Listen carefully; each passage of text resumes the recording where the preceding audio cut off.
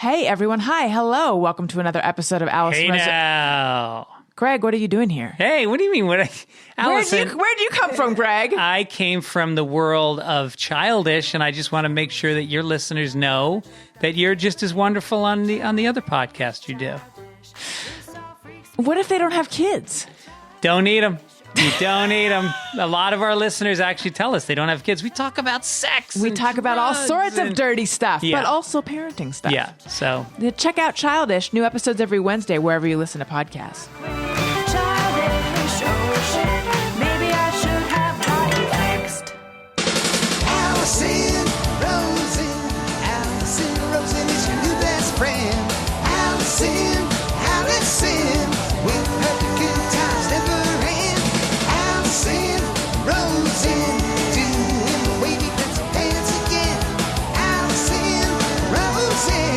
Allison's your new best friend.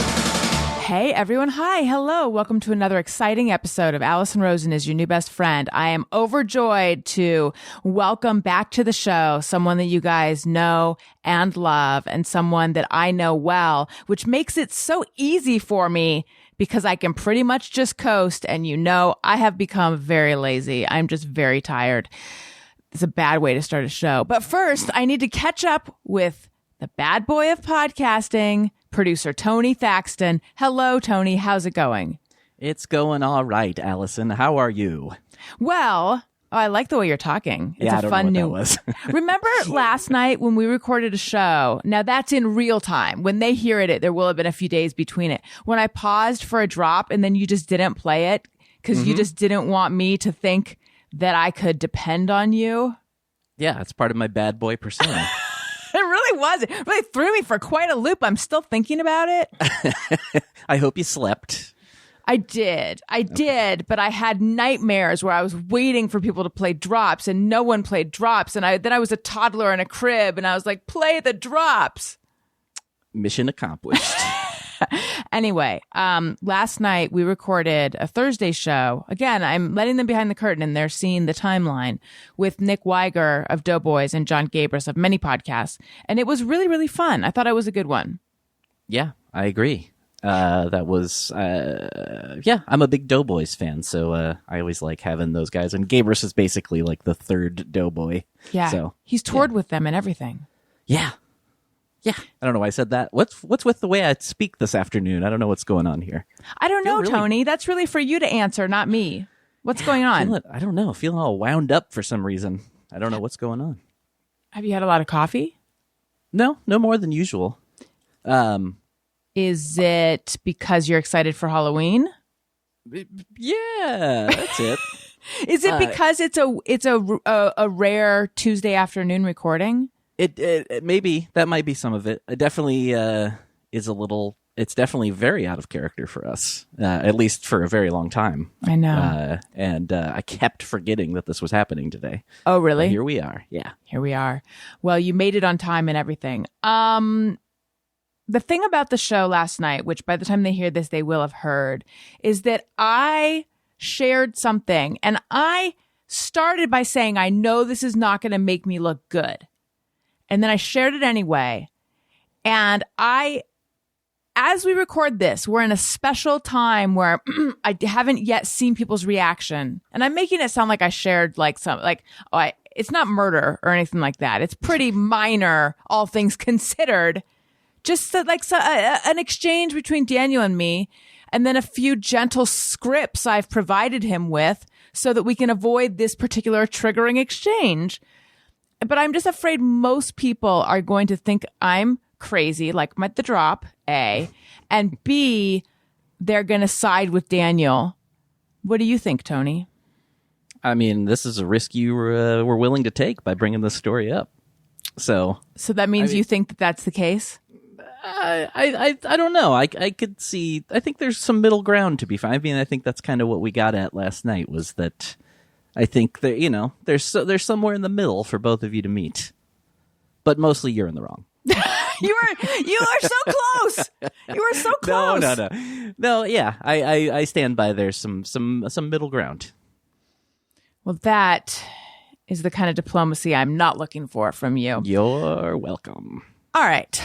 Let's welcome to the show producer, writer, former regular on the Thursday show of Allison Rosen is Your New Best Friend, someone that everyone associates with avocados. It is Greg Heller. Yeah, that's me. Hi. Hello, welcome to the show. Thank you. Thanks for having me. Tony, nice to see you. Nice to see you. And thank you guys for your patience, because last we had an aborted record because I could not find the dongle. So this is actually our second attempt to do this. So thank you both for your patience. You had a dong. It's, you know, the irony, given that your screen name is Dong Attack. I was having the same thought. Yeah. Yeah. I will say, I'm almost positive my son took the dongle, and I did like a lineup with him last night where I took like a couple of dongles and like some cables, and I held them in front of him. And I was like, do any of these look familiar? Do you know where any of these are? And he just grabbed at one of them and shoved it in his mouth. But I have some feeling like I'm going to find it in his nursery or something in a couple of weeks, as car keys and stuff have been located there. Right. So that is my strong suspicion, is that it has been stolen by a 18-month-old. Did you end up having to, so you had to purchase a new dongle?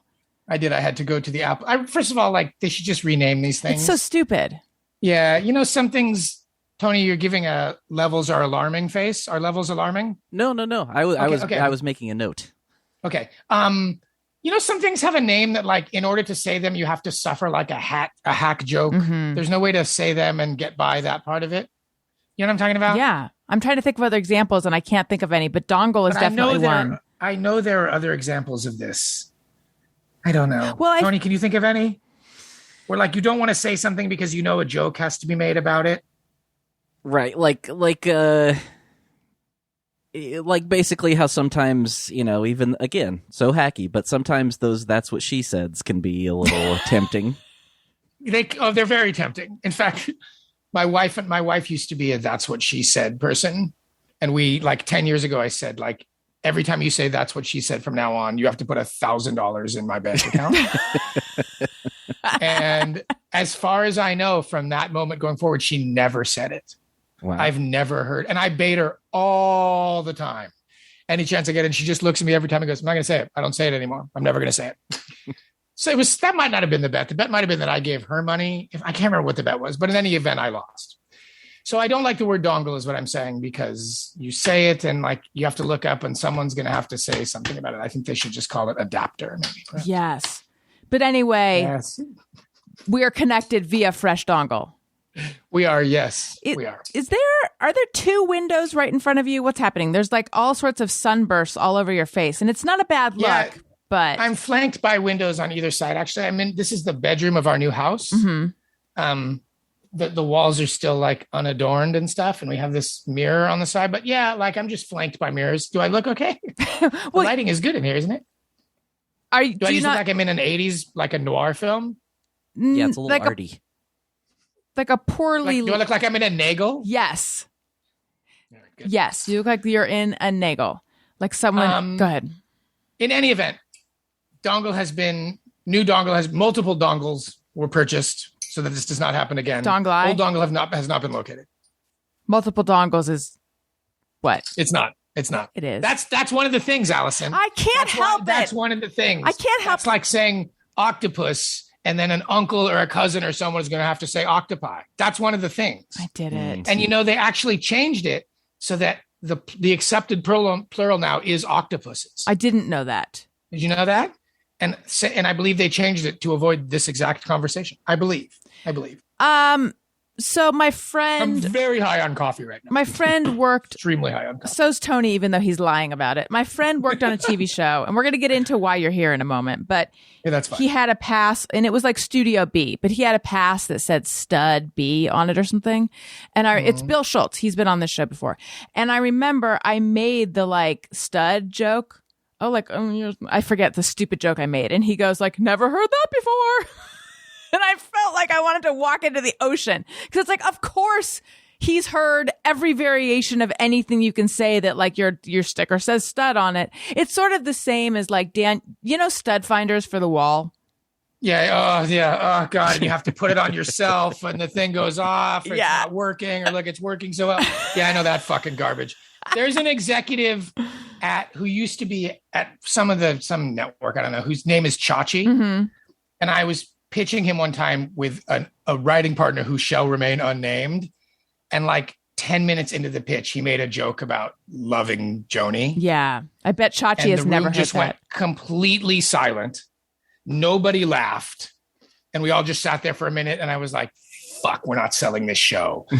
And then after the meeting, I said something to the unnamed person, and he was like, I will regret that for the rest of my life. But he said like something instinctively happened in his brain, and he like had to do it. Mm. You know, like if someone says hams or whatever, you have to say the beer refreshing afterwards. You know this instinct? No. Anyway, it's old commercial shit. But my point is that you have to like say it to yourself in your brain, but then try not to say it out loud. Yeah. I think that's the key. Yeah. Stud finder is very difficult. I have one of those in the house too, and I sometimes want to put it on my own chest. But Do you ever do the knock on wood and then knock on your head? no, do you do that, Tony? No, I don't even know that I've seen anybody do that. What is that? Explain. You know, when you're saying like, you know, it's been a great, well, you wouldn't say that in this year, but you know, some other year, it's been a great year, knock on wood. And then I just Thank you for clarifying that you wouldn't say it in this year. That really helped with the example, because we were both about to jump in and be like, but it hasn't. Yeah. Your example doesn't track. YouTube.com/Allison Rosen to see the light all over Greg's nagel face and me knocking on my head. Yeah, no, I'm a knock on wood, and then I'll knock on something, and then I'll be like, oh, I don't even think that's wood. But I don't actually take to knocking on my head. But some people, that's their go-to move. I don't buy it. It's not good. I feel like I need to take this moment also to remind you both that there was a famous singer named Tony Braxton. Oh, so you get that all. Yeah, I know you get that. Not as much as Oh, these days. God, but yeah. geez. You know what? I've never even thought about that. That has to suck. Does that just suck every day? Does it suck every day? It doesn't happen nearly as much as it used to, but Right, but did you just get your heart unbroken like once a day when you everywhere you went? pretty much, yeah. As I always tell people too, she became popular as I was also the new kid, and as a freshman in high school, the new kid in school also. So great combo. So what would happen? Would people sing her songs at you? No, it was never mean. It was just annoying. Like, it was just like literally they would hear my name and they go, "What? Tony Braxton?" And you know, that's literally it. But it's just, you know, every time it's like, "Yeah, I've never heard that." Yeah, it's rough. That's rough. So we have I'm on Patreon. Tony, do it. Don't do this. I'm on Patreon. Fine. Patreon.com/Allison Rosen. And all sorts of rewards. But one of them is that you can submit questions to my guests. And one of the frequent questioners who she submits very good questions is Whitney C. And everyone is like, oh, Whitney Cummings? And they all, You also have that's a regular you also have joke. a super fan who has the same name as like an iconic porn star, right? Yes. I'm blanking right now. But I can't remember if it's a man or a not woman. Nina. What is her name? Nina Hartley. Yes. You have a fan named Nina Hartley, and that's the name of like a grandma porn woman. Grandma porn. I somehow, yeah. This sounds weird, but I feel like I stumbled into this information recently. Right. But I don't remember how. No, the algorithm will find you, Tony. But she's like an old porn woman. I don't know if this is bullshit. I probably shouldn't say this. Share this. I think this is. Is it okay to say someone is old? Yeah. She's an old porn lady. Wait, I need clarification. When you say grandma porn, like, oh, I'm into old people having sex, or she's like vintage porn. She an older lady doing it? What are we talking about? She's a woman she's a woman of advanced years. But I don't know. Railed. I think she might have been in getting railed. I think she might have been in porn like from when she was really like when she was normal or young. I see. She's still normal. I don't know. This is a dangerous territory. So I don't know a ton about her, but you have a fan who has the same name. So it's like which has got to be a giant bummer. Like Betty White or Angela Lansbury, like at one point they were young, but we know them as ladies of advanced age. This is also who this porn star is. Yeah, but I don't know enough about her to know if she was like famous porn before she got old. Again, we're going to get to why you're here in a moment, but can we talk about tentacle porn for a moment? We could talk about it for like a couple of hours. I don't know that much about it. I know barely anything about it, but I Tony? saw. What'd you say? No, I Hold on, Googling. I didn't know. I was like, are you going to play a drop? What's going on? I think Greg is Googling something. Tentacle erotica. Yeah. Tentacle erotica or tentacle rape. Yikes. Is a type of pornography most commonly found in Japan, which integrates traditional pornography with elements of bestiality and a fantasy horror or science fiction theme. I guess you just get boned by tentacles. Is that what happened? So I saw Not clicking any of these other links. a drawing. Like, I don't know if it was, is it manga? I think it's actually manja. I think it was manja of what I saw, of a girl with some kind of tentacled sea creature on her face. And my question is, are there actual adult films of actual humans and things with tentacles, or is this just all animated? You guys would know, right? What does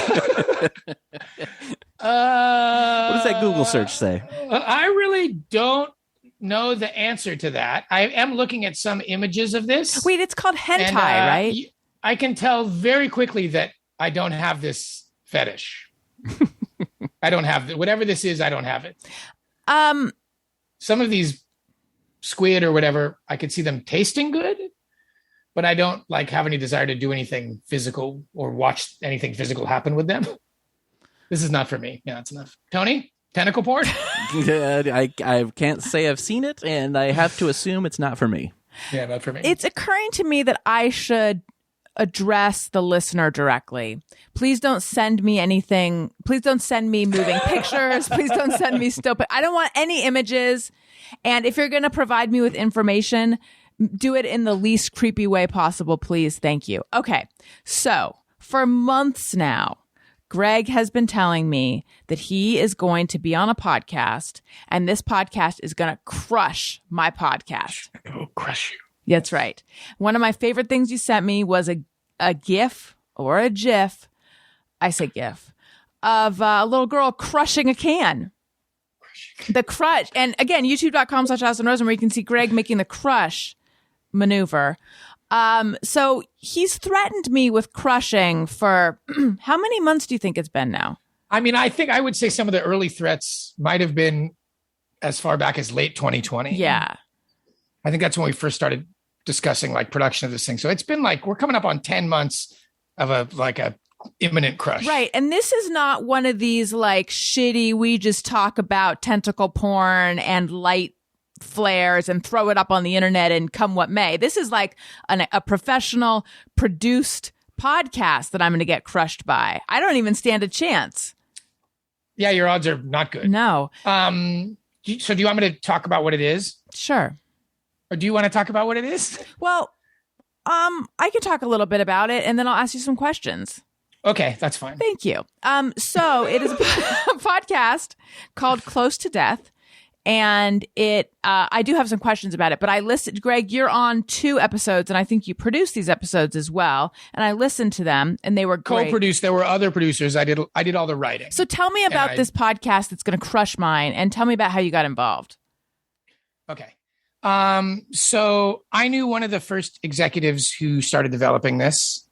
And I think I know her as well. Perhaps, it's Jessica, is who we're talking about? Yeah. Remember, she worked on a project that never went anywhere because we were ahead of our time. That's correct. And I think they were partnered with Paul Feig's company to make this, and another company called Transmitter. And I think they were originally just going to ask me to consult on it. Mm-hmm.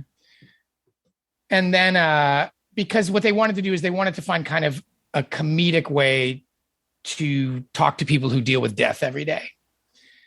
And the other people on it are all comics. It's a comic named Mary Beth Barone. Do you know her? I know the name. I don't know her.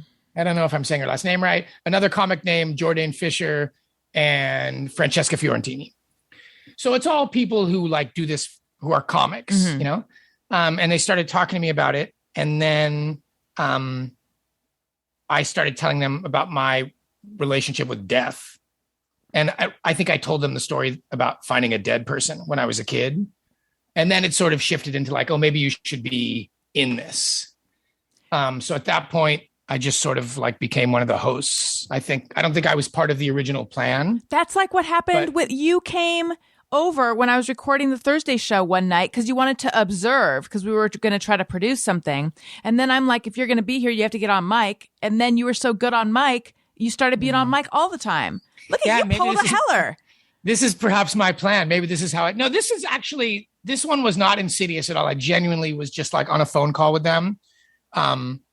And they just started asking me questions. And I have had an inordinate amount of experience with death and with people I know dying and seeing death and people I know almost dying. And I think that was attractive to them in some way. And I think that they saw that maybe I could have a personal journey within some of these episodes. And I think they were right, actually. I think that was true. I'm now asking you to speak for them a little bit. And I am going to get into the details of your episodes, but do you know what what made them want to do a show about people who are close to death?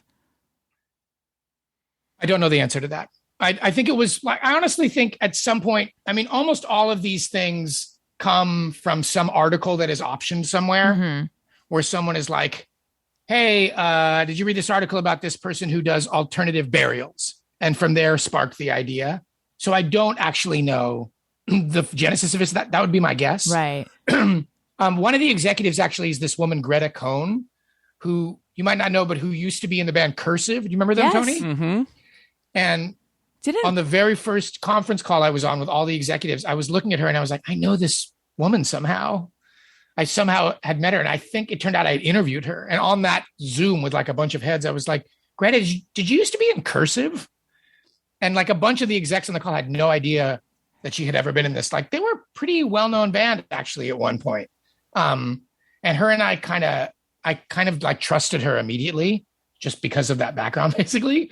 And I sort of trusted a lot of these producers that they would let me, I don't want to say have fun, but let me kind of toy with the medium a little bit. And they did. And didn't Cursive have some sad story? I don't think so. Isn't that guy Tim Kasher from Cursive lives in Los Angeles, doesn't he? Yeah, I literally watched a Dodger game with him last week. Did you really? Yeah. Does he have irritable bowel syndrome or Crohn's? Like there's something, I know something about, or someone in that band died. There's something here. I don't know if IBS qualifies as a tragic story. I swear to God, there's something like they had to cancel a tour or something. Tony, did someone in that band have a tonsillectomy at one point? I remember there was just some sort of dark cloud hanging over their head. All right, fine. Tony, you get a Googling. Greg. All right. So tell us your finding a dead body story. Yeah. So when I was 12, I can't remember if I was 12 or 13. I think I was 12. According to the episode I listened to, you were 12. Yeah. A friend of mine came over in the morning. We used to go surfing before school. And he sort of knocked on my door and went down to the beach. And we were sitting on the beach and sort of looked down the beach and there was like a person sleeping on the beach. What we thought was it was a person. We thought it was like a homeless person. And then we got closer and we realized like we were looking at a person in a wetsuit face down on the sand. And like we were kids, so we really like didn't think that much about it. And we just sort of rolled him over. And it was a dead person. Jeez. It was a diver who had been out. It was the first night of lobster season and the surf was really big. It was big enough where nobody should have been out that night. And I think there were 5 of them. And 3 of them made it out to sea and got rescued. 1 of them made it to the beach and this guy did not. So we like ran up to home to my parents' house and I was like, we just found a dead person. And it's interesting. It's a really interesting story because I didn't talk about it for like 25 years or something. I'm not even sure my wife knew. And I didn't talk about it. There was no reason I didn't talk about it other than just like, I think I had never really processed it. And then when we started making this thing, I called my mom and I was like, will you tell me the story of that day? And she was like, kind of did I thought we would have this conversation at one point. Oh, wow. In your life. And she talked me through the whole day. And then I started to remember like, oh, she put me in therapy afterwards. And she like had me process it. And we got interviewed by the paper. I remembered all that. And then I started Googling it and I like found out who the guy was. Who was he? He was just some diver. I think he was from like Tustin or somewhere, but he was young. He might have been like 22 or something. Jeez. But then I remembered that I was sitting in our window that faced the street, and I watched them lift the sheet off of his face, and I watched his parents identify him. Oh my God. And I watched his mom like scream. And I remembered that my mother had like grabbed my arm and like pulled me away from the window. And she sort of talked me through this whole thing about how it was important for her to protect me from the trauma of all this. And when you're a kid, like you're just like, oh, cool. The news people are here and I'm at the center of this story. And I didn't really sit down. This is like one example where this is real. This is like a real podcast thing. I really didn't actually process it until I made this. And I didn't think about how it impacted me. And then I realized like it actually desensitized me to death in a certain way that I think a lot of people weren't. And then 2 years after that, one of my best friends was killed in a boating accident with his brother. You were 14? And then he was 14. Yeah. I was 13 or 14. Yeah, 14. And then 2 years after that, another guy I was close friends with in high school died. So by the time I was 16, like I knew 3 people who were dead. I didn't know. I had seen one body and I knew 2 people who were dead. So I had a lot of close experience with death when I was really young. Did you experience a lot of grief? I did. Yeah, I think I did. But I think at the same time, like I started to understand mortality in a different way. And it did not seem foreign to me. And I think for a lot of people, maybe they're not that close to death until they're older, maybe until one of their parents dies or a sibling dies or something. By the time like my grandparents started to die, I was like pretty comfortable with death. You say, which is weird. Yeah. It is not actually, it was just kind of a bummer actually. But that's just kind of what happened to me. Did having experienced so much loss, when you experienced more recent, like, you know, I know your father passed away. It's still going on now. Like my dad died 5 years ago. He was real sick. I haven't talked about this that much, but during COVID, my younger sister came very close to dying. She basically, like the first 4 months of my son's life was just us sitting at home waiting for the phone to ring for someone to tell me that my kid's sister was dead. Jesus. She's okay though? She is better. And then my older sister currently has cancer, has stage 4 cancer. So I'm like kind of flanked on all sides by death. And in some ways I'm like grateful that I've had a lot of preparation for it. But in some ways it's a bummer of a thing to be desensitized to. Well, that's what I was going to ask. Do you feel like you're good at going through this? Do you think there is such a thing? Yeah, I do. I do think I'm good at going through it.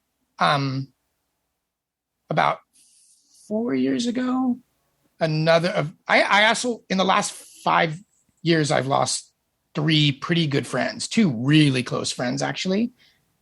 And I think I'm better at a lot of people than not delaying grief. Mm-hmm. I think my understanding of the finality of things hits sooner. Yeah. I think. I'm not saying that's certainly not a brag. But if I were to say I have I've gleaned anything from all that, it's that it doesn't usually hit me 6 months later. I start processing it pretty quickly because the finality of it is not lost on me. I know because it used to come up as like a running joke. That it's not really a joke. It's serious. You have recurring dreams about lobsters. That's correct. I do. And is that related to this dead body, given that it was the start of lobster season? Shit. It might be. You know, that's not a thing that actually came up in therapy. Interesting. Jeez, Allison. I think I just solved you. I should pay you several $1,000s. Lobsters, used to dive for lobsters a lot when I was a kid. And lobsters have a weird, they're really symbolic of like wealth where we live. And so and when we were kids, none of my friends wanted to process the lobsters. That's the term for like rip them in half and cook them or whatever. It's called processing. Does that mean and I was killing them and like getting them ready, or just the preparing after they've been killed? It means a process of lobster is like to kill it and get ready to eat it, basically. And I never had any problem doing it. And when we sort of got into it in psychotherapy, it actually like came down to symbolize this sort of rift in my brain between the desire to be successful and the desire to not be successful. That's kind of what lobsters symbolized for me. But the beginning of lobster season is always like been a really important time in my life. I know that sounds strange, but when you grew up here, especially when you grew up on the beach, it sort of symbolizes like the end of summer and the beginning of the time the waves get really good. And it's like a really like important time in your life here, actually. So I think some of that factored into it as well. Although that's not something I've considered as much as the other parts of it, but I think you're probably right. So well done. I owe you $250. Only $250? I mean, just $250. I'll give you a super bill. Okay. So you are on the first episode and what's going to be the last episode, right? Yes. I am the bookends. Yeah. And so in the first one, I write my own obituary. And you talk to a famous, I guess, obituary writer who just goes by one name, Pope. Pope. Yes. And that was a really interesting experience. We were extremely different people. Wait, I'm reading this is the blurb of it. After finding a lackluster obituary for his own dead father, writer and producer Greg Heller sets out to discover what actually makes an obit feel like a satisfying account of a person's life. That's true, actually. I did find my father's obituary to be lackluster. Who wrote it? This is a really, I don't know who. I think probably his wife wrote it. Okay. The woman he married later in his life, but I really don't know, actually. This is a really interesting experience and is a really interesting way to like learn more about yourself, because you realize what you are and aren't willing to sort of brag about. Because obituaries are like kind of braggy in some way. Right. And you realize like there's some things you might think about yourself that you're not comfortable saying out loud. It's also really interesting because this guy Pope, who's sort of like a very classic Nolans kind of guy, like wears a suit and like a bow tie or whatever. We did not speak the same language, I would say. I would say he found me to be informal and like slackery in a certain way that he did not find journalistic, and he was not amused with like the way I wrote. And so there's actually some sort of interesting culture clash in it. I found him to be like a really nice, really fascinating guy, but I'm not so sure he would want to work with me again. And at one point he actually like called the producers and kind of asked to bail out of the podcast. Really? Yeah, because he did not feel like I was servicing what he was asked to do. What does that mean? So, he didn't feel like you were taking it seriously enough? He felt like I was disrespectful of the process. Yeah. I have to say, and obviously I'm a Greg Heller fan, but it was a very funny, interesting, both of your episodes. I really enjoyed them. I thought that you took, or that, I don't know whether to give you or them or all of you guys credit, but like you're talking about something really serious, potentially somber, and you made it very listenable and funny. So I've been aiming for listenable. I have to say, like at the beginning of this thing, when we sat out some objective, listenable was on my wall, and I was like, if only it could be listenable. Right. You know what? Well, you did it. I did feel like, and I do feel like there's a way when talking about anything and when talking about death to be, I don't think being funny means you're being irreverent of death. No. I think you can be both of those things at the same time. To be entertaining, I think you need to have that levity, and I think you brought levity, so he can eat his hat. Well, he didn't push me away from levity. I think he just felt that I was a little non-journalistic, and I think he felt I was a heavy-handed writer, and I am like a heavy-handed writer, sort of intentionally. Of a heavy-handed writer of your own obit or of of my own obit. But I like kind of. But you weren't. Hello, you didn't really die. That's not I didn't real. really die, but I've always sort of thumbed my nose at like the idea of like journalistic rules. Yeah. And I think Pope, who writes obits for a living, felt like there was a certain like tone and timbre you had to take when writing an obituary, and I did not feel that way. And I also felt like you could sort of vacillate between being reverent and being like Beavis-y. I just don't think he felt that way. I'm trying to get a sense of this guy. But first I have to find out, Tony, did you find out, does this guy have irritable bowel syndrome or Crohn's? The closest thing that I could find is that it says they toured extensively throughout 2001 to 2002 to the point of exhaustion, and Casher suffered a collapsed lung and they had to cancel the rest of the tour. Yes, I was not very close, but I knew something had happened. Did you get a tragedy strikes? Tony, when you were at the baseball game with him, did you get a collapsed lung vibe? I didn't pick up on that. No. Did it seem like he has regular solid BMs? Oh, I saw them. So yeah, they're good. Okay. Anyway. Yeah, you guys went to a game together. You watched him shit. That's how it works. So I'm trying to get a sense of this Pope guy. Who would play him in a movie? Oh, hold on. Let me just think about this for 1 second. Okay. Who is like sort of a wizened, like 70-year-old man, but who could also be kind of hip? Ed Harris? Ed Harris is not bad. Ed Harris could do it, actually. Ed Harris is not bad. Ed Harris is not bad. I'm going to say Ed Harris. Okay.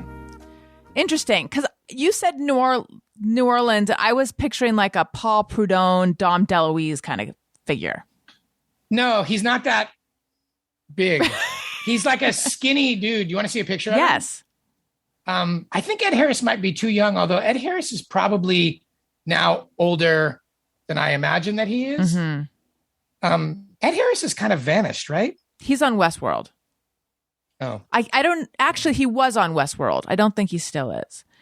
I can't remember. Look, did you ever see Poltergeist 2? No, remember the Let Me In guy from Poltergeist 2? And I also didn't see Poltergeist Tony? 1.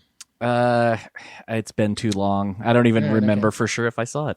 Oh, interesting. I'm also getting a little bit of a Sam Waterston vibe. Perhaps. And you know how Bowtie is sort of like a personality? Yes. Yeah, he had very Bowtie personality. I think he's an extremely gifted guy. I think he's like a wonderful dude. I would not say our styles were commensurate. Got it. We definitely had a bit of a culture clash, and he did really call my producer at one point and was like, "Yeah, sure, I don't think I want to work with this dude anymore." Regarding me. But then what happened? Then they talked him into staying, and I did a second session with him where I read my revised obituary. They sent him my revised obituary, and he was like, "It's better." And then he said something about how like they're gonna have to publish it in Rolling Stone because of all the obscure music references I made. I liked which, your by the obit. way, were like none. But to him, they were obscure. They were like, I don't want anything to be in Rolling Stone. And then that was sort of the end of it. But I really liked my time with him. You famously, to people who know you, famously, very briefly dated a celebrity. That is correct. And you had never revealed the name before. That is correct.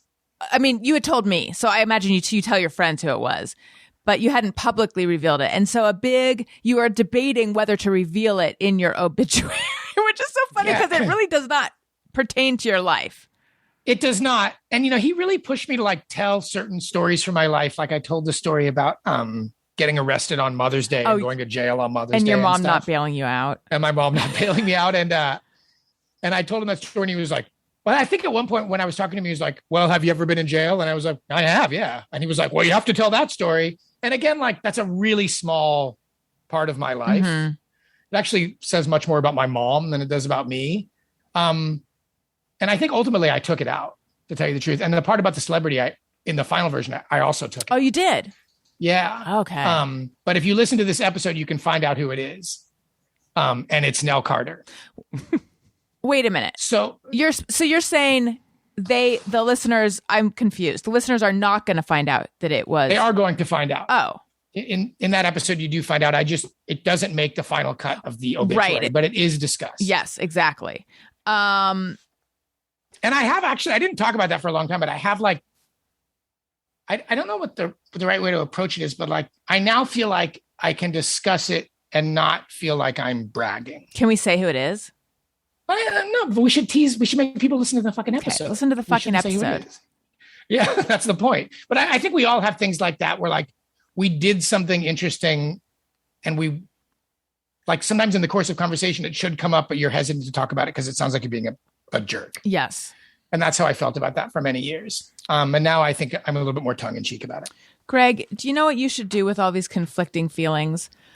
I should buy my undies or whatever. No, you should probably talk to a therapist. Okay, I mean, okay. granted, I don't I know. live with one. Yeah. Well, you should. I mean, your wife, that'd be a terrible choice for a therapist. And I think she would have to recuse herself. I think that earlier in the episode, I did solve all your problems by making a pretty obvious link that your therapist had missed before. But you're no one's going to miss anything with BetterHelp. These are great therapists. Look, going to therapy is like a lot of things we already do. We get our cars tuned up to prevent bigger issues down the road. We get annual checkups. We go to the gym. We go to the doctor. We do chores regularly to avoid messes. Going to therapy is like all the above. It's routine maintenance for your mental and emotional wellness to prevent bigger issues down the road. Therapy doesn't mean something's wrong with you, although something could be wrong with you, not you personally, no offense, but you get what I'm saying. It just means you're investing in yourself to keep your mind healthy. You guys know that I'm a huge fan of therapy. It's helped me immensely. it has. It has. Well, look, there's still room I know it has. You got better. I mean, there's still, you don't even know what I was like years ago. I mean, I appreciate that you're saying there's still stuff to work on. And a fun little joke between Daniel and me is I'll be like, okay, I'm going to therapy. And he'll be like, want me to make, this is kind of related to what we were talking about earlier, hacky jokes that you have to make. It's like, want me to give you a list of what you should work on? We have fun. Anyway, look. BetterHelp is customized online therapy that offers video, phone, and even live chat sessions with your therapist, so you don't have to see anyone on camera if you don't want. It's much more affordable than in-person therapy, and you can start communicating with your therapist in under 48 hours. I have 2 friends who are doing BetterHelp right now, and it is helping them so much. Why invest in everything else and not your mind? This podcast is sponsored by BetterHelp, and Allison Rosen listeners get 10% off their first month at betterhelp.com/bestfriend. That's BetterHelp, BetterHelp.com/bestfriend. I also want to talk to you guys about Ring, specifically the Ring alarm. I love the Ring alarm. When we first moved into this house, we wanted to get an alarm system. And I looked into some of the other ones that I had heard of. And there were just things that I didn't like about each of them. Specifically that you can't set it up yourself. You wait for someone to come out. It is a whole thing. If you guys look into alarms, you'll see many of the ones out there. They're a whole thing. The Ring alarm is super easy. You get it. You set it up yourself, whether you're handy or not. It works seamlessly with your other Ring devices. If you happen to have other Ring devices, we already had a Ring doorbell. That was my introduction to Ring. And I can't imagine life without the Ring doorbell. And the Ring alarm is just as indispensable. That being said, you don't have to have the other products. I'm just saying you may find that the Ring system, it's pretty amazing. So anyway, Daniel got it. We set it up and then we went on vacation. Again, this was a couple years ago. And it just brought such peace of mind to know that we could monitor our home from far away. Protect your home anytime from anywhere with Ring Alarm. Go to ring.com/bestfriend for a special offer on a Ring Alarm security kit today. You can build the system that's right for your home and have it up and running in minutes. That's ring.com/bestfriend.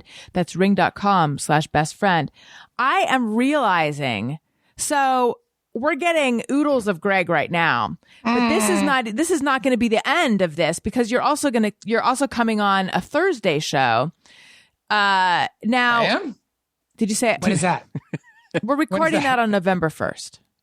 Did I know that? Yes. Or is this just like a twofer? You get one, you get the other? No, you knew Did this. you already talk about this? Yeah.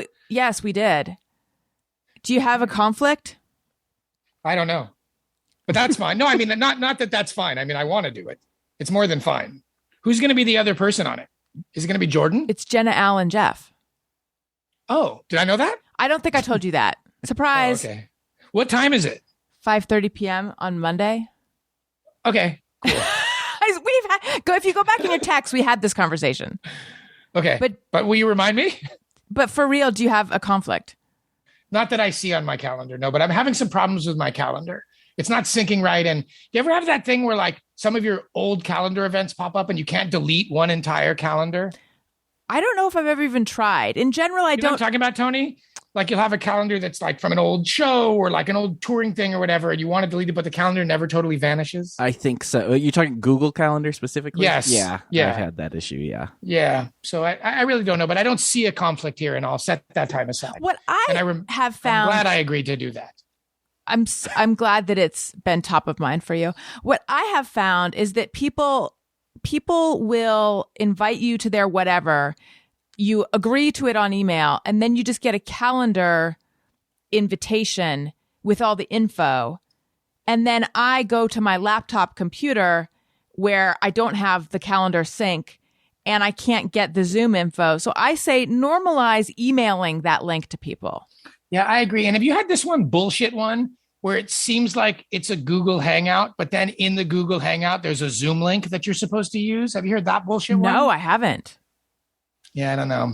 Seems like it should be easier. And there's sometimes where I fault myself for being old or whatever, but then there's sometimes where I'm like, no, this is their fault. Try this one on for size. I agreed to have a call with someone. What does have a call mean? Tony, do you have the Jeopardy music or whatever?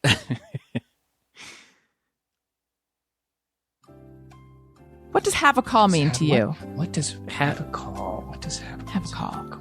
Are you asking both of us? I guess I am. I'm ruminating, like, you know how on game shows, Yeah. always like, what does have a call? Okay. Oh, what does We're hop on a call. Sorry, hop on a call. hop on a? Oh, now it's hop. We're gonna hop on a call.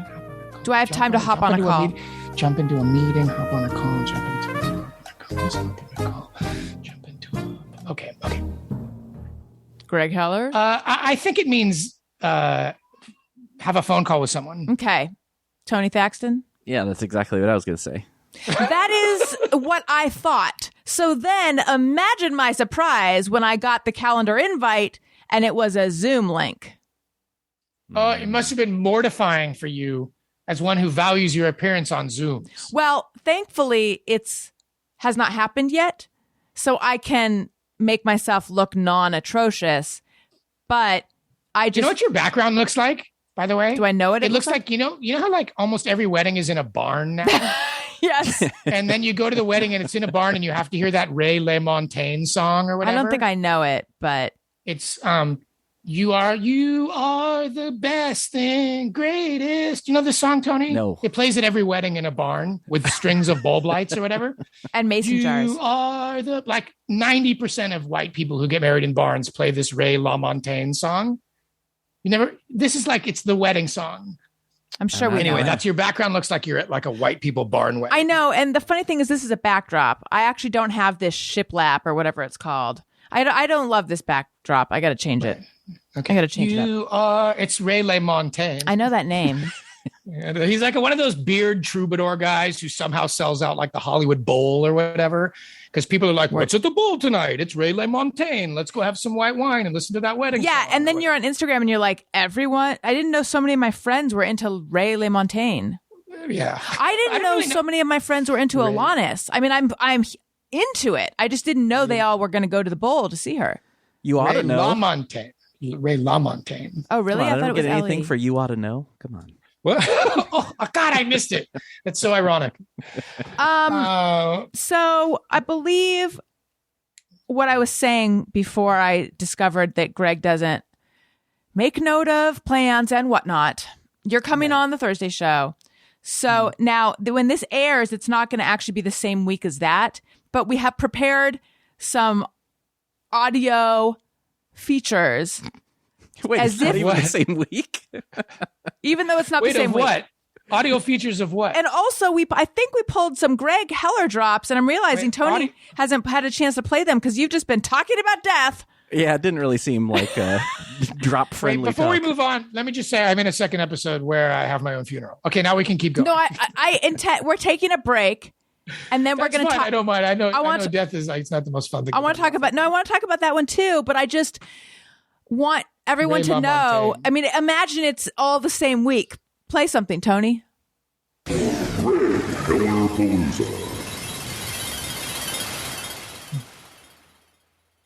Isn't that fun? Look how excited it is. Wait, was that it?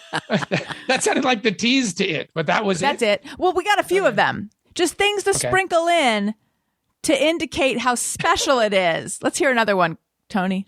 It's a Hellenado. Oh, wait. Is there something else? We're having one heller a week. That's embarrassing for you. Real quick, if I may chime in real quick. While you were reading the ads, I took a better look at this John Pope guy. I'd like to pitch Michael Caine to play him. Oh. I believe Michael Caine just retired. I think you're right. Can we get him out of retirement? I think so. To play New Orleans obituary writer John Pope? Yeah. Maybe. I mean, Michael Caine has to be north of 90, right? Yes. Probably. I mean, Clute is in like the mid 30s or whatever. Michael Caine age. Yeah, dude is 88. He's 88. He's 88. Yeah, he could play Pope. And At the end, you know what he'll do?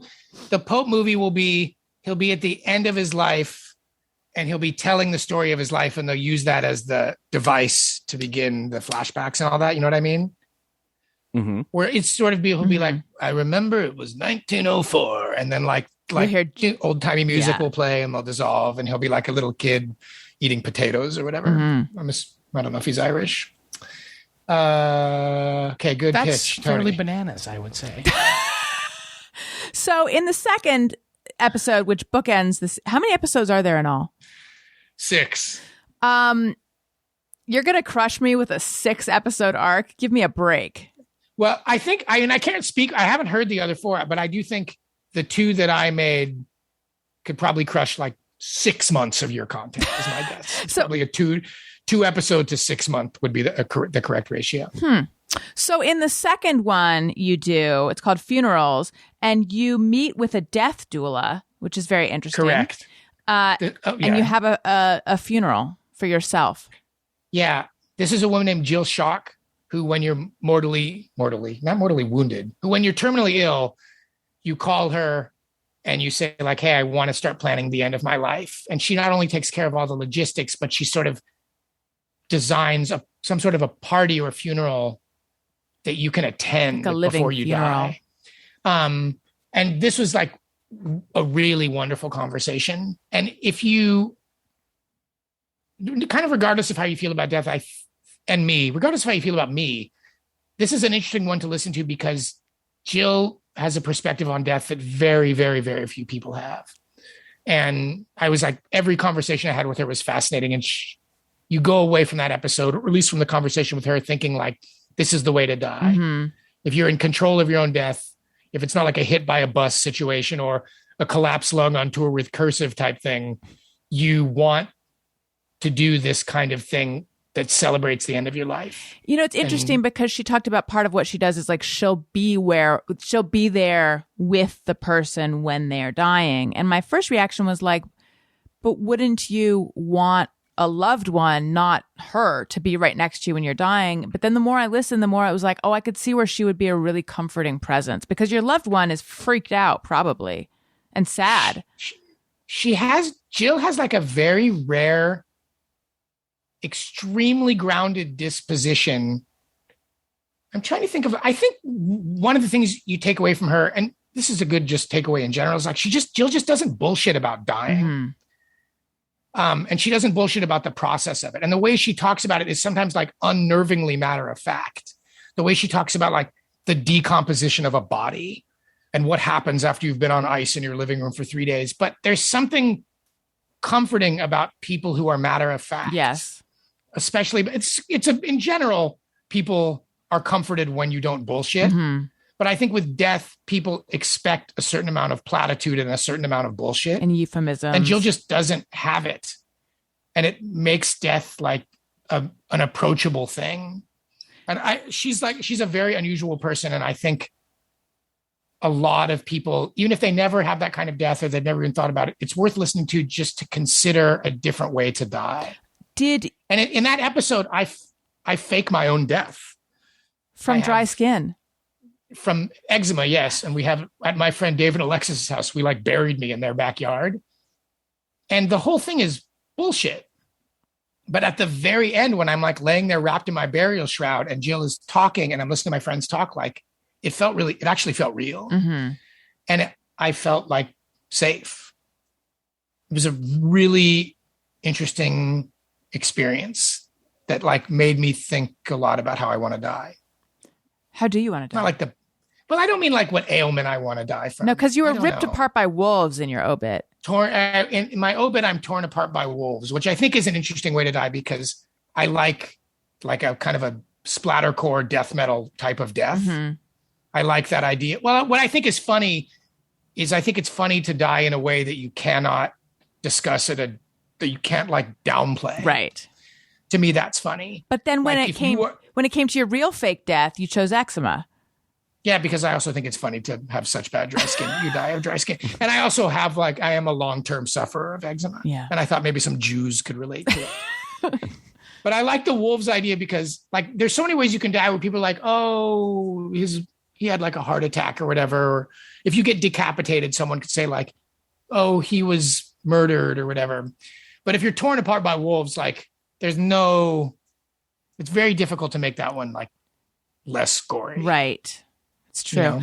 Can I share one of my favorite lines of yours? I don't want to like spoil anything. Please. No, I think it's please, quote okay. me. So it turns out that to hire Jill, you have to be able to prove that you're really dying. Like apparently some people think that they're dying. I feel like she was suggesting they're hypochondriacs, but she didn't say it. Like some people will think they're dying and they'll call her, but like they aren't. So you're like, a note on dying. Get a note you're dying. Well, actually, that happens. Like it's happened to her a handful of times. Yeah. Where people are so infatuated with dying that they hire her to shepherd them into death and they're not actually about to die. So interesting. That's a thing. Like some people do really fetishize dying. And it's not even Are they goth? that. I don't know if they're goth, actually. I didn't ask that specific question.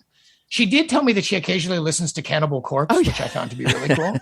I asked her that question as a troll, but she was like, actually, I do sometimes. I really do. Jill, you should listen to this episode, even if you don't like any of the other ones, or whatever, because she's just a really interesting person. Did much more so you than- find her? Like, was this your idea? Had they already contacted her? And same with Pope. Pope they found.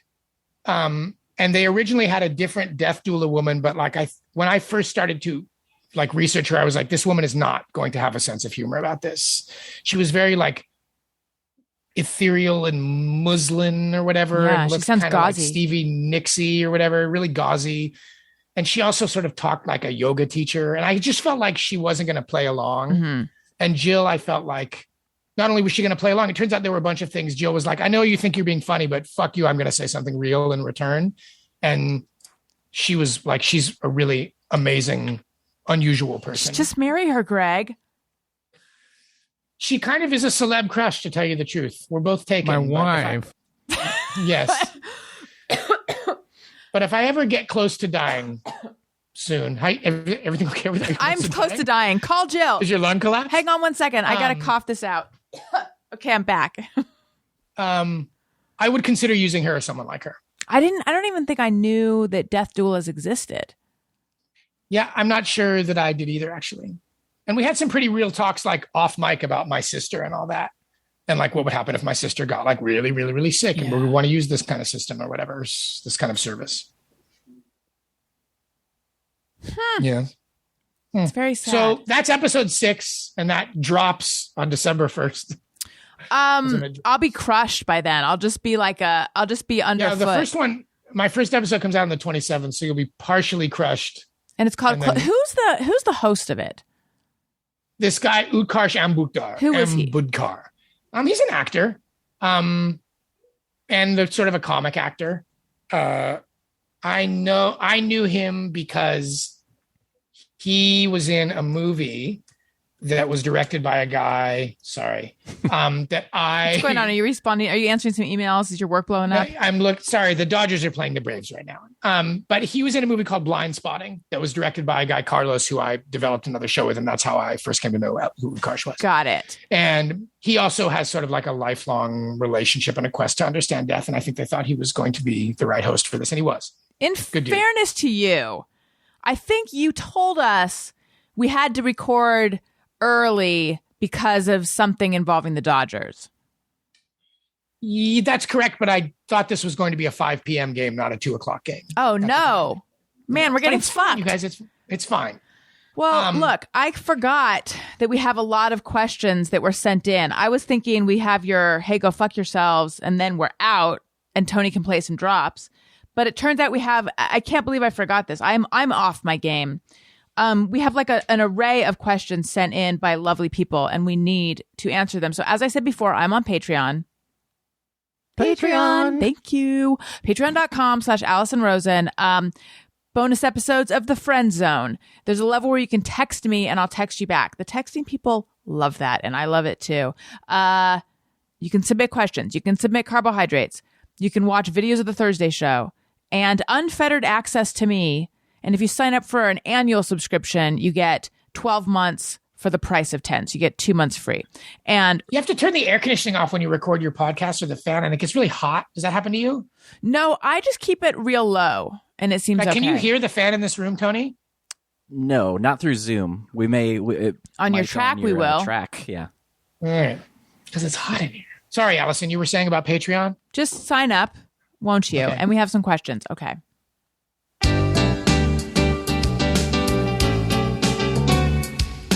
When we ask, they send them in. They're wondering how you have been. So thanks so much for answering these questions from our fans. All right. Becky Milner wants to know, any chance there will be a sibling for Ellis? I've been asked that like 300 or 400 times probably in the last 6 months. By your wife? I'm not sure. No. By a lot. Who asked that question? Becky Milner. How do you feel in general about, like, let's ask Tony as a third party here. Tony, how do you feel? And I say this with all respect to Becky. I'm asking this question objectively. Tony, how do you feel about asking people if they're going to have children? I think it might depend on the person, but overall, I don't like if it's just like a casual like conversation, like you guys thinking about having kids or something. Like I don't think that's that bad of a thing to do. Allison, how do you feel about it? I get the sense that you're not loving it.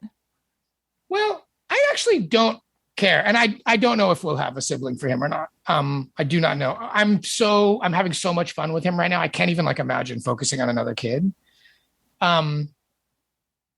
But there's sometimes I've asked people if they're going to have kids and they get really pissy. And that might just be like an LA, like Gen Z thing or whatever. Right. I definitely have an inordinate number of fucking, I was going to say lobotomized. What's it called when you have your nuts cut in half or whatever? Vasectomied friends or whatever. Who I think when you say, are you going to have kids? They go, no, we're not going to have kids. That ship has sailed. I got snipped. I've heard that exact thing from people. I don't know if we'll have another kid, actually. I don't like... Do you have siblings, Tony? Mm-hmm. 2 older sisters, yeah. I don't... There's no part of me that thinks he's going to be miserable if he doesn't have a sibling. Sometimes one of my sisters will say, like, well, don't you want him to have a buddy? And the answer is I, like, don't know. I'm also, like, an old dad, you know? And I'm looking down the road and I'm like, shit. You know, when he's 25 or whatever, I'm going to be 70... something. I'm 16. I don't know how old I'm going to be. I'm going to be old. That's an argument for a sibling, I think. Yeah. And you think that's an argument for a sibling? Well, I know that Daniel felt that it was an argument for a sibling because this idea that like we want, you know, we're not going to be around forever and we want him to still have buddies or family or something like that. Yeah.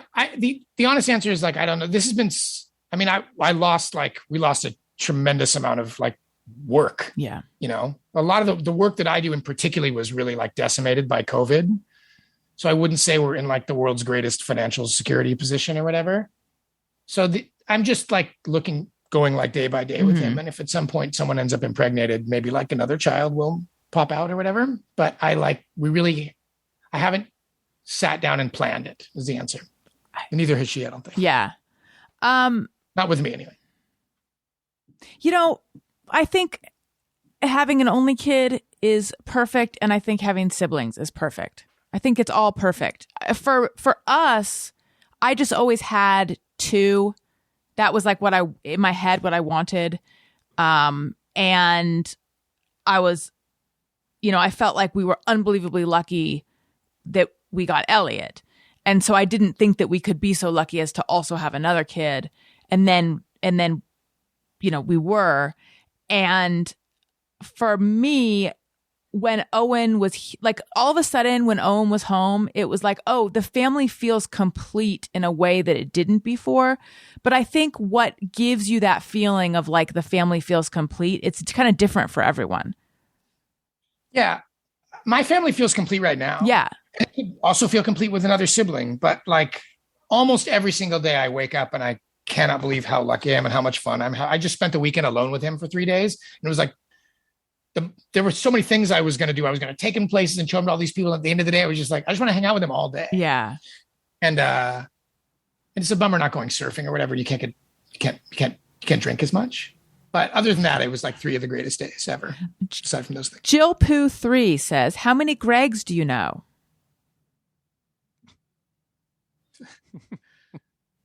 I think 4 or something. Is it a weird name?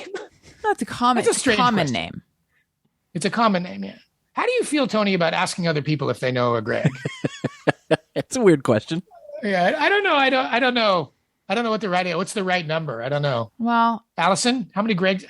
I guess I know a couple of other. Well, Gregs. when I know, I would say there's 2 main Gregs. There's Greg Fitzsimmons and there's you. Like if someone says Greg and I don't know which one it is, it's either Fitzsimmons or Heller. So I would say my Greg number is 2. Did you vet these questions? Did you give these a pre-read? Of course not. Okay.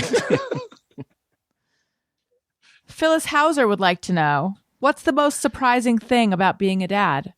I don't know anybody named Phyllis. I'll tell you that much. Our Phyllis number is 1.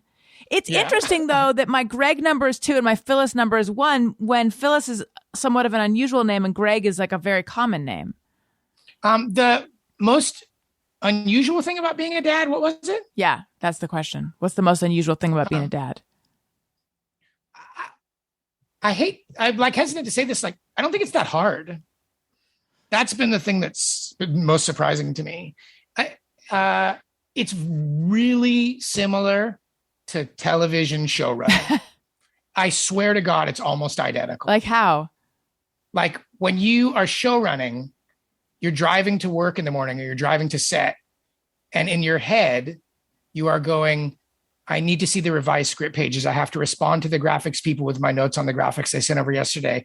I have a call with the executive, so I need to make sure I have my notes ready for 1:03. We have to sit down and do a table read at noon, so lunch has to be in at 11 o'clock. I need to talk to the PA about his behavior on set yesterday. I need to sit down and I need to make sure the script, like that's what you're doing. And that's what's happening in your head. And you don't finish working until every single one of those things is checked off in your brain. Mm-hmm. That's what show running is. And that's what having a baby is. And I wake up in the morning and I'm like, okay, the oatmeal has to be started in 15 minutes. I have to have my cup of coffee done in 5 minutes. If I want to go surfing, Ellis has to eat breakfast by 9 o'clock. The nanny gets here at 9:15. So his lunch has to be ready by then. He goes down for his nap at 1. I'm taking it back. Like that's what I'm doing. And none of it seems that hard. The only things that have been hard for me have been emotional. Like how? It's one thing I will say, traveling on the plane fucking sucks. That's hard. Yeah. Traveling is hard. There was one moment when we took him back to see Ayala's folks that I broke down in the parking lot of the rental car place. And Ayala said, what are we going to do? And I literally said, like, I don't know.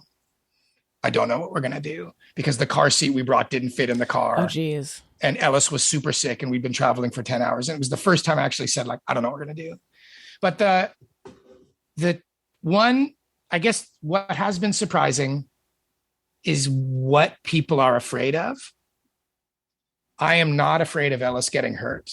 Interesting. I never think about him getting cut or falling down or choking or any of those things because I feel like I'm with him and I'm watching him and I was a kid and I know what's going to happen. I'm afraid of him being sad. Mm. And I'm afraid of him being lonely. So when we stare at the baby monitor at night, my wife is like, is he okay? Is he breathing? And I'm like, he looks lonely. He's sad. He looks, so people constantly have to say to me like, dude, he's not sad. He's just playing by himself. Yeah. He's not lonely. He's just in the other room.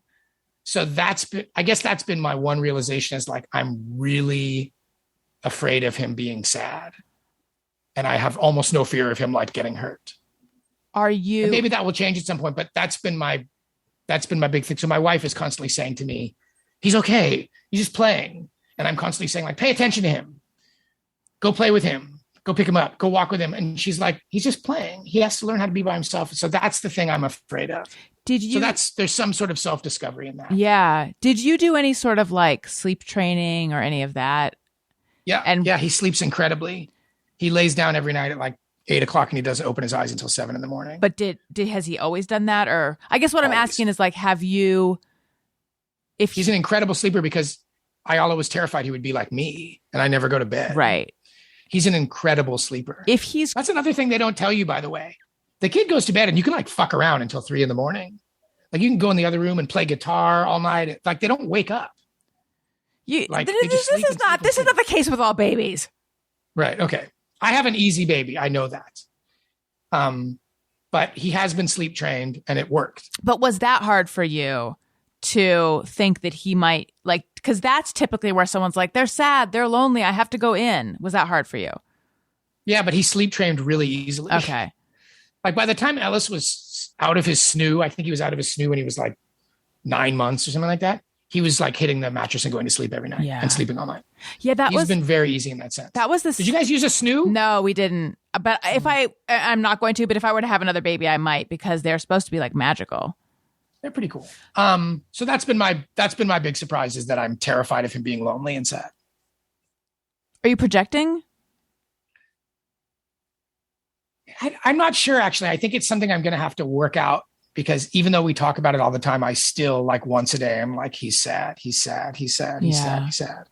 And I know like any psychologist or wife will say to you, like, he's supposed to be sad. That's part of the process of like becoming emotionally mature. Right. But it's still really hard for me. Well, as your new therapist, I would say, were you sad and lonely when you were a little kid? I don't think so. I don't know. I don't think so. You look at pictures of me a lot when I was a kid and I do look kind of morose. Mm-hmm. But there was like a pretty brutal divorce in my family when I was a kid. So maybe I was. But there's also something for me about like when you see your kid with a month ago, he ran into a tree and he had blood coming out of his nose. And I was like, oh, he's fine. He has a bloody nose. I've had like 100 bloody noses. It seems like curable. And sadness to me is like less tangible. Right. Yeah. I think I feel the way about most people. If I saw Tony at a bar or something, he had a broken arm, I'd be like, his arm is going to be fine in 6 weeks. If I saw Tony at a bar somewhere and he looked sad, that would be sad. I don't want to see you at a bar sad, Tony. If I like walked in and Tony was alone at the end of the bar, slouched over a cocktail or whatever, that would be sad. No one wants to see that. If you ever see your baby alone at a bar, slouched over a cocktail. Yeah, that would be sad. Tony, we're going to need some of these Greg drops. Even if there's not. That's cool, bro. That's the way shit goes down. Let's hear another. Most people think I'm a fat old guy from New York. Thank you. Oh, it's so Super true. short That even came up on Jew the or podcast. Mexican. Yeah. Jew or Mexican? Oh, I know what that is. That's different. I think I was discussing my dating profile. Okay, Lisa Lowry says, I have an abundance of fenugreek. Recipe ideas?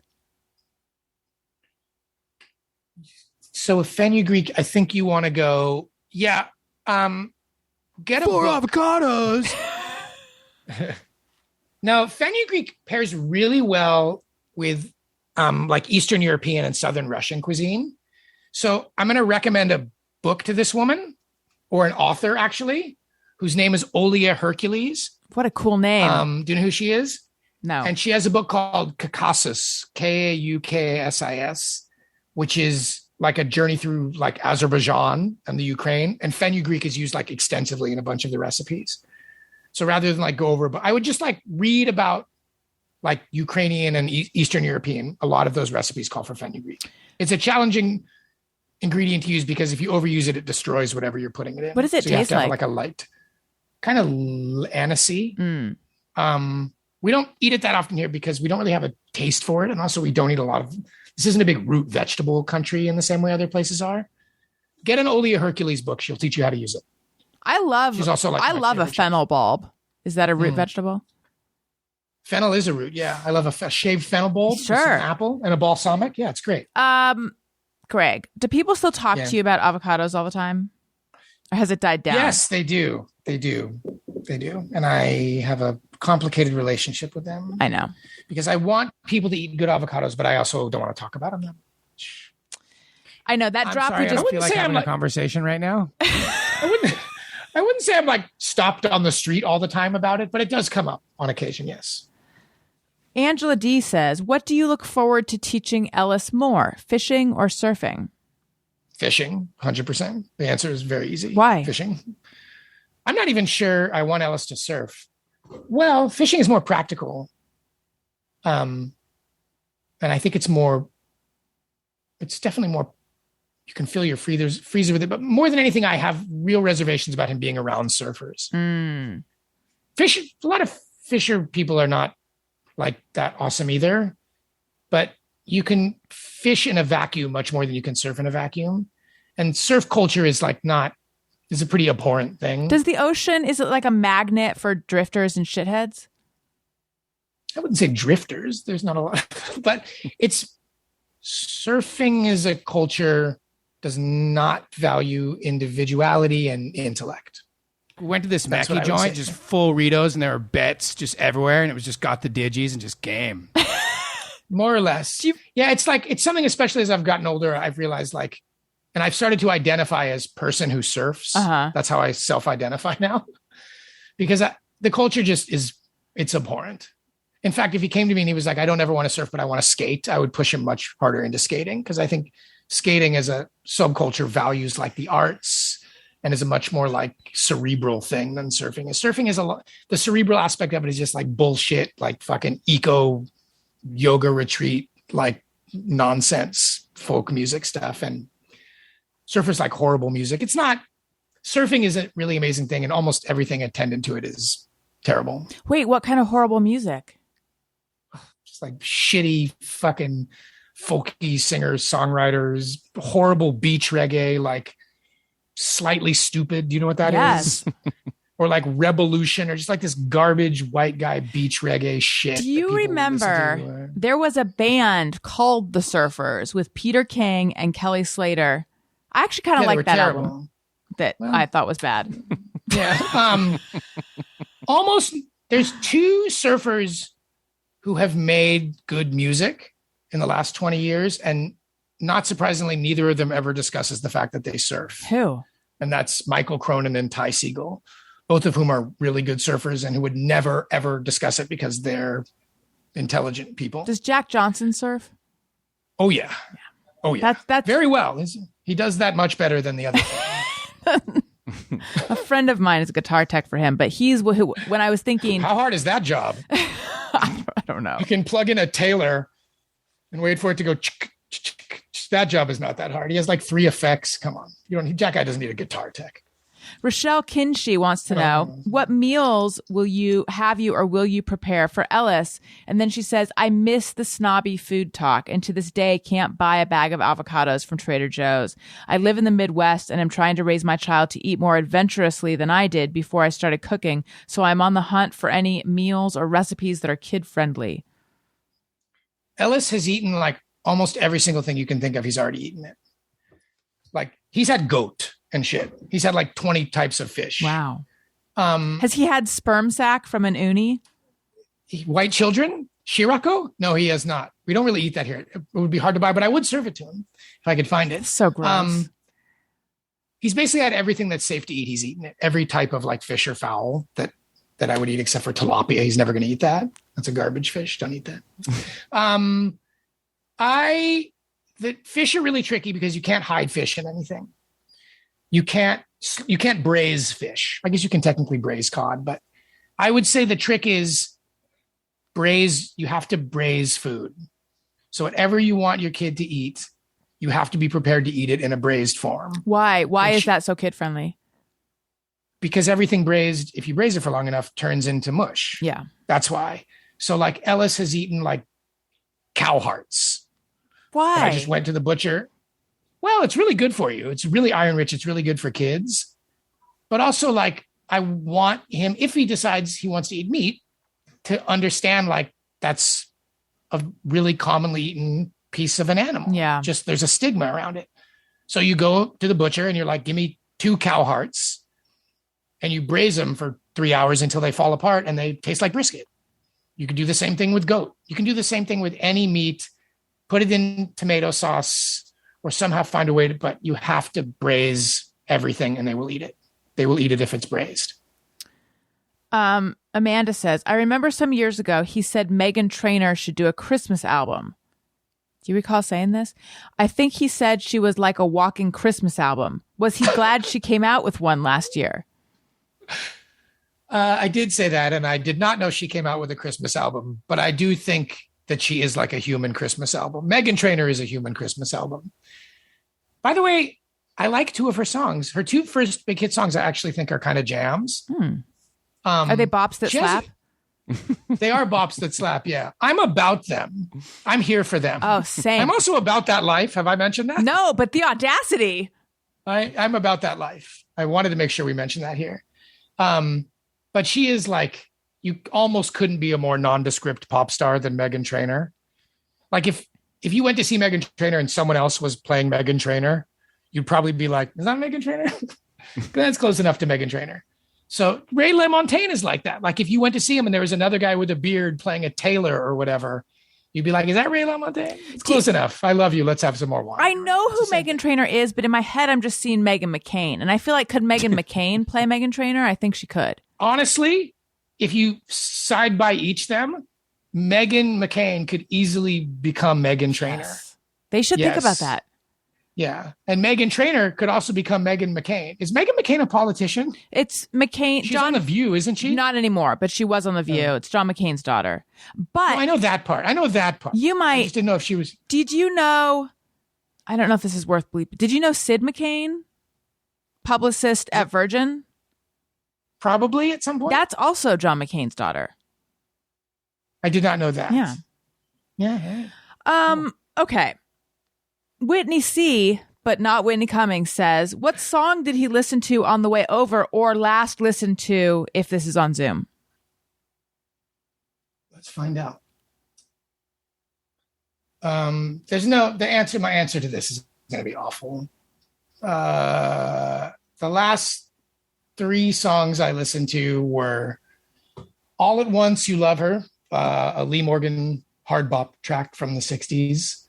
Day Is Gone by Phoebe Jean and the Air Force, and Valentine by Snail Mail. Those are the last 3 songs I listened to. Where do we find the last 3? Oh, Let's Sing, Let's Dance by Park Hye-jin. That's a great song. That's a big jam. Where do we find what? The last 3 songs, because I want to see what my last 3 are. Does it, if you pull up Apple Music, is it like somewhere? I'm just looking at what's at the top of the playlist that I made yesterday. Oh, okay. I don't, and you can see by like plays, and you can sort plays by recently. Those are the 3 songs I last listened to. All right. And then lastly, Tom Bossong wants to know, how did you meet Allison? Tom what? Bossong. Bossong. Bossong. Bossong. Bossong. Are you Allison? I'm Allison. Me. How did you meet me? Oh, a talent coordinator showed me your live stream from New York with the big glasses or whatever. Yeah. And then I like watched some of those, and I put you on a short list to be in a show that I was shooting as on-camera talent. It's a really extremely unexciting story. It was a talent coordinator? Yeah, it was a talent coordinator who's suggested your name to me. Who? I can't remember her name. Was she at E? Worked with Annie. Annie Roberts. She worked with Annie Roberts. Huh. She was someone who worked with Annie Roberts. I thought you found me via Noelle Hancock. Oh, maybe that's right. No, Maybe it was maybe I both. found you yeah, maybe it was both because I was following Noelle too because I thought she would be really good at TV too. Mhm. But then she like moved to Jamaica or something, became like a life coach or something, right? I think she became a bartender and also writes Okay, books. whatever. Same difference, right? Same difference. I don't know, but the story of how we met is not super. It's not that exciting, Well, it involves me, Right. so I'm entertained by it. right? Okay. My understanding was that you were following me but via Noelle because she had like linked to my website or something. Yeah, it might be that I was following you through her, and I pitched you to the talent coordinator. That might have been what happened. But in any event, I think I just cold called you one day. Yes. Didn't I? Yes. Yeah. And then when I saw you, I was shocked for the aforementioned reasons of I had an idea in my head of what you looked like based on your voice. Did you think I was a Most heavy people set think New I'm York a fat man? old guy from New York. Yeah. Did you think I was that? Kind of, yeah. Yeah, it's fine. I take no offense to that. And not necessarily. I just didn't think that you were going to be like young tan surfer guy. Right. When are we going to do the fuck yous? Can we do the fuck yous now? We're going to do them now. Okay. Yeah. Do you have some? Is there a fuck you song? No, there's not. But you'll do your hey, go fuck yourself. You'll say what it is, and then you go, so hey, so and so, and then Tony will play the drop. Can we practice? Sure. Hey, go fuck yourself. No, it's not like that at all. No. Okay. What I'm sorry. I feel like, do I need to get So cued? like if let's say you want to tell me to go fuck myself, that you give your little speech and then at the end you go, so hey Tony, and then I play a thing. Yeah. Oh, I do it at the end. Yeah. Well, who's the first person you want to or thing you want to tell to go fuck itself? Eric Alper. Okay. So you'll say that it's Eric Alper, say why, and then at the end you go, so hey, Eric, and then Tony will play the drop. Okay. I keep wanting to say it at the beginning. It's really hard to fight the urge to do it at the beginning. So Eric Alper, I don't like. I don't know what the right verbiage is now because I feel like I'm going to blow the go fuck yourself. You know what? If you want to say it at the beginning and at the end, that's fine. It can be a fuck sandwich. Do you know who he is, Allison? I know the name, but I don't know. Do you know who he is, and I Tony? think I know exactly what you're going to say because I feel the same way. Is this a sports thing? No, it's not a Okay. sports thing. So first of all, I'm very anti-rockist. Do you know this term rockism? No. I have like a real thing about like the rockist mentality of like rock and roll was the best back Oh, then yeah. and these rock bands and all this shit. Eric Alper is this dude who I think purports to be a journalist who follows like 700 million people on Twitter and also has like 700 million tweet like followers.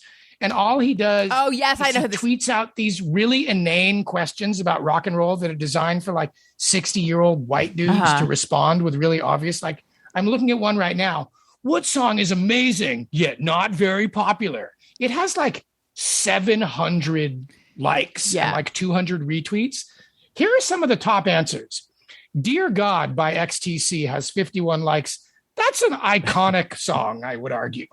Right up there at the very top, 2 BTS songs, Helter Skelter by the Beatles. All of these, and all the replies are like these 60-year-old white dudes who are like, I'm going to fucking turn people on to AC/DC by posting this YouTube link. And the Eric Alper replies. And I just think like, he's like the antithesis of what makes music interesting. To me, like the least interesting thing about music is nostalgia. Mm-hmm. That's the least interesting thing about music. And Eric Alper is just this like, I described him the other day. He's like Cameron Crowe with a traumatic brain injury. He just like trades in the most base level of like, let's talk rock. And all these people are like, yeah, man, you know what song changed my life? Fucking Over the Hills and Far Away by Zeppelin. Here's a link. And like, first of all, you don't need to post a link to a fucking Black Sabbath song. Like, you don't, no one is going to be like, Sabbath, what's this? I'm going to click on this link. Oh, there's a fucking Iron Man. Wow, who knew that was on YouTube? What the fuck? This is crazy. No one is sitting at home like, honey, today I was on YouTube on Eric Alper and I discovered this fucking thing called Creedence Clearwater Revival on YouTube. It's fucking crazy. They have so many great songs. Have you heard about this? Like, stop posting the fucking links. if you want to respond for some reason, this is what another thing. Sorry, I'll say fuck you to him in a minute. But like, this is the thing, Allison, you have to make eye contact with me on this and hear me out. Do you ever, Tony, same question, look at a stranger and go, I wonder what that person's favorite song is? Does that thought, do you ever? No, not really. The reason I don't do it is because, first of all, most people like terrible music. And second of all, I don't fucking care. I don't know you. Your opinions are like, I guess I like want you to like be an accepting, kind person or whatever. But like, I don't care what you think is the like most underrated dance song of the last 20 years, because I don't know you. Like it's not relevant to me. And this is maybe something where I like shouldn't be on Twitter. I'm like missing part of the point of Twitter. But the artistic opinions of strangers are not relevant to me. And particularly when we're talking about like what group from the 80s had the most jams, like it's not interesting to me what you think. And Eric Alper like has probably made a tremendous amount of money asking people really obvious questions about like rock history. Well, I doubt he's making money off this. I think when you get to the like, he's closing in on 1 million followers. I think you can monetize that shit. And he also does interviews with people, and his interviews are always that like worst kind of rock interview that are like the way Marin does his interviews that are like, you jammed with those cats. What was it like jamming with those cats? That was fucking great, man. Oh, that was great. And that's like the question. And where does he do these interviews? On Sirius. Eric Alper is on Sirius. Oh, okay. But you know that kind of interview where it's like there's no question. They're just like, man, I heard that record. It's good. Yeah. I love it. Yeah, that was the thing that would drive me crazy sometimes on tour, like doing interview. Every now and then you get these people doing press that basically they would just say a statement and then go, "What's that? What was that like?" Yeah. Oh God. and Marin is always like, you jammed with those cats, man. Those cats. What was that like with those cats? And I just that like rockism, like. Rock history is the most important thing. I think it's like counter to what makes music interesting to me. So Eric Alper, fuck you. Oh God, we were so close. Did I do it? No. You don't. What? Now you go, so hey, Eric Alper. Oh, so hey, Eric Alper. Fuck you. Hey, go fuck yourself. Is that wrong? I already had my finger on the button. I could have. Oh, I know what to do. Okay. So, hey, Eric Alper. Hey, go fuck yourself. Oh, so I shouldn't say the hey. That's the problem. That's the problem. Tony. Okay. Sorry. No, it's not you. I think this is an us thing because I find that I somehow have trouble communicating how this works. Frequently. Is it not just me? It's not just you. It's kind of a complicated segment to pull off, honestly. Yeah. What should I be sending a PDF? Honestly, I don't know. It's just... it should maybe have a PDF with some of your delightfully quirky instructions about the drop-down menu on the QuickTime. Wait, did you find those to be delightfully quirky? I did, yes. I can't remember what the comparison there. It's called like a little TP or something. Carrot. Thank you. Yeah. But would you call those instructions adorkable or acceptable? Because I don't want them to be. Which one's better? Acceptable. Adorkable is too much. I would call them acceptable. Adorkable is trying hard. And actually, they're really. If you didn't know what you were doing with QuickTime, I'd say they're very good. Didn't you copy and paste those from me? I did. To be fair, I also copied and pasted from somebody else. So. Okay. Ooh, who did we get these from? I believe Matt Belknap is who had sent it to me. Oh, he's got the quirky instructions. Well, let me explain. There's a few lines that I copied and pasted from Matt Belknap, I guess, that have specific, mention the carrot and things like that. But then I added to it. I take them from the beginning to the end, and that's all me, plus Matt Belknap, plus Tony. Okay, do you want my next one? Yes, please. People who say the word POTUS or type it. That's my next one. Let's hear. This is not the amount of syllables in Biden is the same amount of syllables that are in the word POTUS. It doesn't save you any time.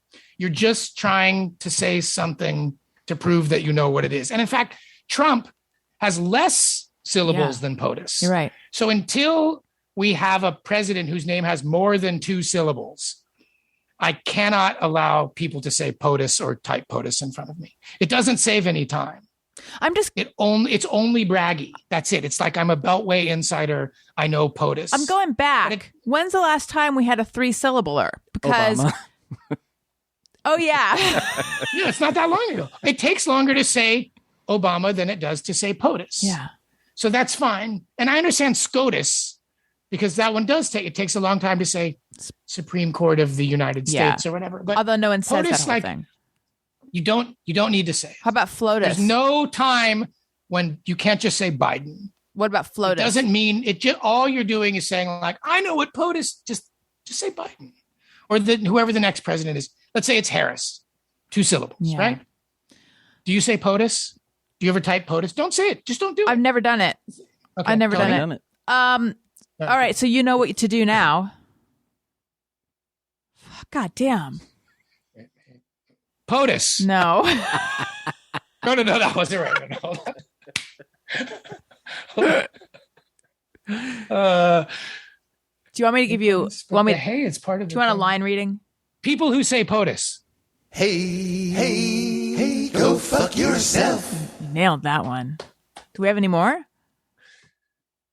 I mean, those are my 2 headline ones, really. I have a similar to Eric Alper one. There's an account called Pod something. I don't know what it is, but they have like a big festival also, but it's like Pod something. And they tweet out these really, to me, somewhat inane, open-ended podcasting questions. Like the one today was like, what's changed since you began podcasting? And things of that ilk. What do you like? It's for pod creators. I don't know who it's for, but like I was looking at who responded, and it's just like a bunch of tiny podcasts. Yeah. Oh, dropping hammers. That to me was, I was being restrained because I was going to say how many followers these accounts had. And I'm like, I'm not going to do that. Tiny podcasts. They're tiny based on their follower count, and that I've never heard of them. These ones couldn't crush me like yours could. Or it'll be like, what do you like best about podcasting? But, and then I think like, what darkness resides in my heart that I hate that so much? Like, so people want to like just have inane conversations on Twitter. Who cares? Occasionally, for a while, I was responding, but in like a really trolly kind of way. And then I'm just like, what am I doing? This is like, Allison. Yeah. First of all, you over-engage. You know this, right? No. You over-engage with trolls. I know that. It's mystifying to me. I know. I know you as like an extremely intelligent person, and it's mystifying to me how much you engage. Say more. At any point in this engagement, have you ever felt like, did you ever go, oh, I did it, I won, I feel good? Has that ever happened? No. Yeah. But it's go ahead. It's mystifying to me. We also, I don't want to be remiss in mentioning this, we have a mutual fuck you. We do. Overheard in LA. Oh my God. Wait, hang on. Both. Just real fast. I was hey, stupid podcasting account. Hey. No, you don't say hey. Hey is part of the sentence. Well, the way I do. So when you do that, you're going hey, and then the drop says hey. You just say stupid podcasting account. Why would you say hey on top of it? I mean, that's just how I typically do it. But if you have your own way, that's great. All right. So, yes, overheard in LA. They make shit up. They have to. There's no way anyone's overhearing these ridiculous, very LA conversations. Either that or just like, and I'm from here. I was born here and I've lived here most of my life. Either that or I just have never heard anything like that ever. I feel like the closest to real anything gets on there is maybe someone says something that they think is really clever, and then they're like, I'm going to send this in. So it actually was set, but the one where I was just like, give me a fucking break. It was like overheard in LA. I teach, third grade, and the students were unruly. So I remade the seat chart based on their horoscope. Like, no teacher did that. No one said that. Give me a fucking break. Overheard. I'm sorry. I got to say the hey. Hey, overheard in LA. Hey, go fuck yourself. Now I'm going to try it the Greg way. Overheard in LA. Hold on. Tony, can I try inverting it? Overheard in LA. Hey, go fuck yourself. To me, that's more natural, actually, because then if you think about it in terms of a VO, like that, your sentence is getting finished by the drop, and that's to me is more natural. I hear what you're saying. There's a redundancy of hays, but my problem is, oh, wait a minute. Allison, imagine saying this to someone. Hey, Greg. Hey, go fuck yourself. Yeah, it doesn't make sense. Yes, it's weird, right? You would say, Greg, hey, go fuck yourself. You know what you could do? Or you would say, hey, Greg. So in that case, the drop would just be go fuck yourself. But I've got a workaround. So overheard in LA. Wait, excuse me. So overheard in LA. Hey, go fuck yourself. I think that works. For some reason, I can't just start with the name. I got to put a so in front of it. I agree. That's fine. In fact, I think for a while it was so. And then at some point I got confused and switched it to hey. I was telling someone this the other day that several years ago, I was in a sunglasses store in Santa Monica, and a man walked in with like 2 bikini models on each arm, and he stood at the doorway. Wait, so and he yelled, there's 4 bikini models? No, he had 1 under each arm. And he stood at the doorway and he addressed the entire store and he yelled, "Where is Oliver Peoples?" Yeah, you tweeted that. And that was the best thing I've ever seen in life. And that really happened. And then someone just pointed over to where like the Oliver Peoples section was, and he just walked over there. That's like, maybe that's the best thing I've almost ever seen in LA. You should send that. Where is Oliver Peoples? Like, it was like Schwarzenegger, like hunting someone down named Oliver Peoples, but it was just some like asshole real estate guy who wanted new sunglasses. That's my best one. Greg Heller of Heller NATO and Heller Palooza. It's been a delight catching up with you. I'm actually I want to plug this thing. You know, I never want to plug anything. Yeah. I'm like kind of proud of this podcast. I listened to it and I enjoyed it quite a bit. And I think everyone should listen to it. I think they'll enjoy it too. Well, I mean, I think the pull quote is going to be Allison Rosen calls it listenable. I believe that's the pull quote we're going to be going with. But now, unfortunately, I can't find the email with all the dates and shit on it. Do you have it? Did I send you that? You didn't send it to me, but while I'll do my my thing while you look for it, okay? So you guys, thank you so much for listening. If you like what you're hearing, please leave us a nice review. Click 5 stars on Apple Podcasts. That helps the podcast, helps people find it. I have been remiss, and I've forgotten to mention recently that I have an Amazon. I'm an Amazon influencer. I don't talk about it a lot, but I have an Amazon store. I have an Amazon shop. You can go see stuff I recommend, my makeup stuff, podcasting equipment, Daniel stuff, kids stuff, etc. Go to amazon.com/shop. Podcasting equipment. Some people, Is there like a heavy demand to see your gear? Surprisingly not, because me, I'm like, that is gonna, like, that's a doorbuster. Like, that's gonna bring them in, because they are gonna want to know, what do I use to create this podcast? And I don't think anyone gives a fuck, but I'm always surprised they don't. So I keep mentioning it because one day someone's gonna want to know. What is Tom York's guitar setup? What is Allison Rosen's mic setup? I have to know. I'm surprised that no one wants to know, but if you are the rare person who does, amazon.com/shop/Allison Rosen, amazon.com/shop/Allison Rosen, and then follow me on Twitter and Instagram at Allison Rosen. And I already mentioned Patreon, and also I'm on Cameo. Greg, did you happen to find that email? I did, yes. Okay, great. So Close to Death, and I guess you just say like wherever podcasts are sold or whatever. Found. Starts. By the way, it's time to start just calling them shows. Would you kind of agree with that? Well, I go back and forth. We can talk about it. We can talk about it different. We can talk about it another time. Yeah. But I'm starting to think tweet should just be said and podcast should just be show. They premiere October 27th with my obits episode, and they drop every Wednesday for 6 weeks. And my home funerals episode premieres on December 1st. Nice. So, and I say this very rarely, but I will say it here. I am proud of these and I want people to listen to them. Yeah, everyone go listen and then leave. And tweet at me when you're done. And what's that Twitter handle? At Eric Alper. And Tony, what about you? At Twitter and Instagram? On Twitter and Instagram at Tony Thaxton. and my podcast Bizarre Albums every Tuesday. And that's all for now. Who is that? Who is Jackie that drop? That's Jackie Johnson. Is it really? Oh, that's great. Okay. Thank you so much, Greg. It was great catching up with you. Thank you guys both. Thanks for your Are patience. we going to see you on November 1st? For sure. Oh, great. If you remind me. Okay, excellent. Listeners, thank you so much for listening. I love you. You matter. Goodbye. Bye.